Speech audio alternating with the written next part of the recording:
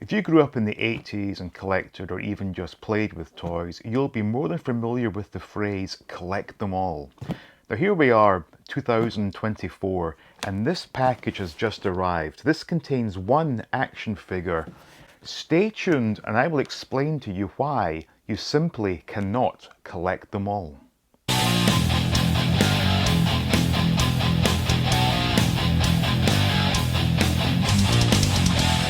Welcome back. Now I am going to come across as a complete liar. I think I'm on record at least 2, maybe even 3 times saying I was done collecting Star Wars figures. However, this massive box has just arrived and it does indeed mean I'm a liar because it does contain a Star Wars figure. Now to give you some background, those of you who have been watching my videos will know I'm about to leave America.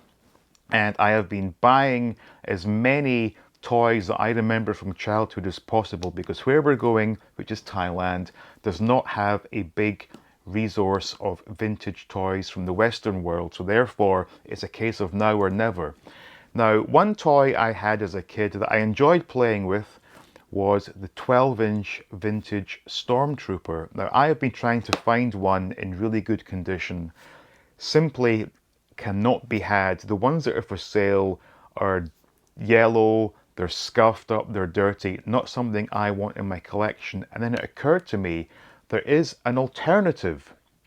So without wasting any more of your time and the fact that I am dying to see what it looks like, let's get this massive package opened up and I will show you what has just arrived. Now, those of you familiar with modern Star Wars merchandise probably know what this is, especially given the size of the box. But within just a few seconds, I will show you. So there we go, all opened up. Now then, let's see. Yep, it's a big one. Let me get this out the way. So it is, of course, a gentle giant jumbo Star Wars Stormtrooper based on the classic Kenner figure. Now, where did I put this so I can still see you?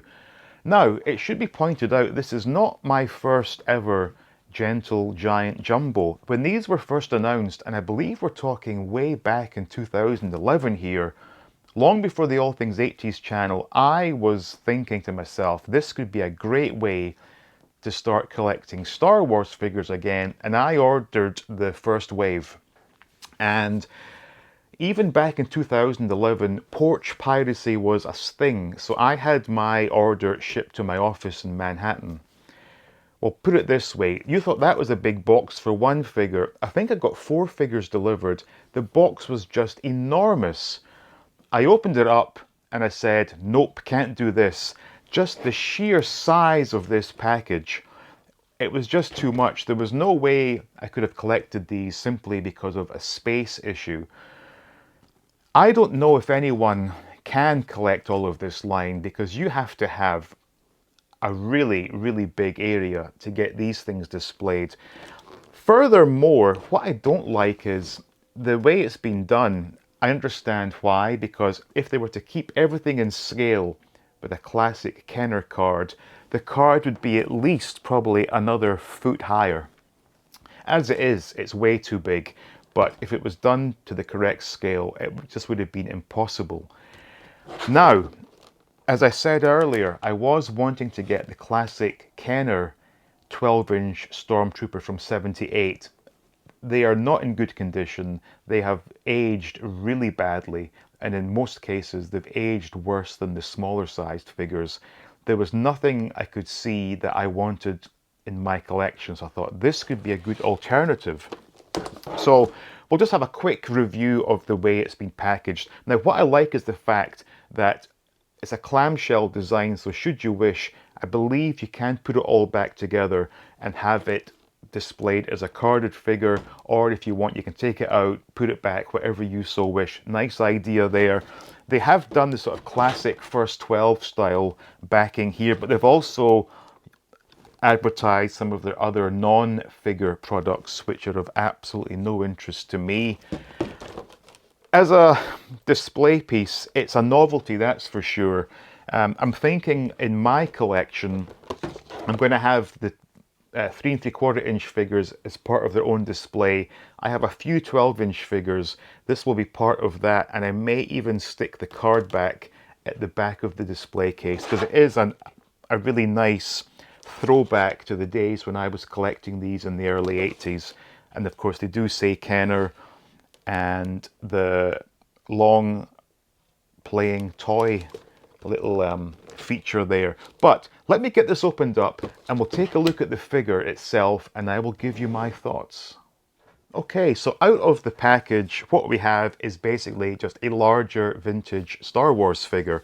Now, in terms of the cost of these, I believe when these first came out, they were selling for, I think, 60, 70 bucks, which even back then I think was excessive. Obviously, with this being a limited number release, it was a whole lot more than 60 or 70 bucks today, but as you may know, I sold off my Masters of the Universe Origins collection, so I did have a bit of money to burn, and I wanted it for my collection. But in my opinion, in this day and age, this is little more than a $30 item, I would say.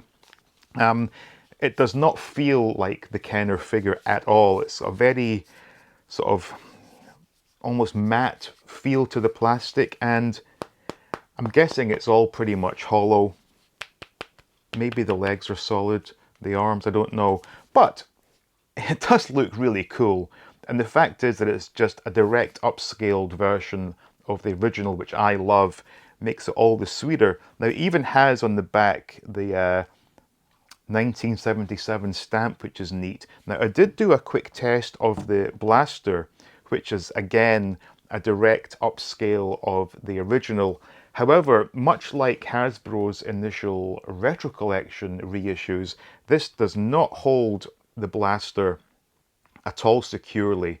So I may have to use some other materials to keep that in place for when it's on display. But for what I intend to use it for, absolutely perfect. Now, going back to what I said at the beginning of this video, this is not a line whereby you can collect them all. I don't believe it's possible physically, just down to the size these card backs take up. And speaking of that card back, the card stock used is not at all bad. Definitely a big improvement on the card stock that Hasbro are using. And as you can see, it does look pretty cool. And there's a look at the back there. I think I will be displaying this at the back of the case that will hold this, and I will have this along with the other 12-inch figures I have on display. And you know, I think these were a fairly limited number release also, which again adds to the frustration if you are one of these collect them all types of folks. It's a novelty item. When I said back in 2011 that I was going to collect every one that they released, that was my intention. But when I opened that box and saw these figures, and I believe one was Han Solo, I think one was Chewbacca, there was the Death Squad commander, and there may have been something else. But when you had 4 of these things this size inside the clamshell staring back at you, I realized not only could I not get these home safely on the subway in Manhattan because the box itself was just way too big to carry, I simply did not have the room here to collect them. As you may know, I've been struggling collecting here as it is due to space limitations. Having a stack of these would have made things 10 times worse. But in the end, we have the one that I kind of wanted. I would have preferred the actual Kenner 12-inch, but this is definitely the next best thing. So do let me know in the comments, do you collect this line of figures from Gentle Giant? And if so, do you display them loose or do you display them on card? And if they are displayed on card, just how big is your collection room? But as always, thank you for watching. Please do leave a like. Please share the video. Make sure you are subscribed and stay tuned for more videos from All Things 80s.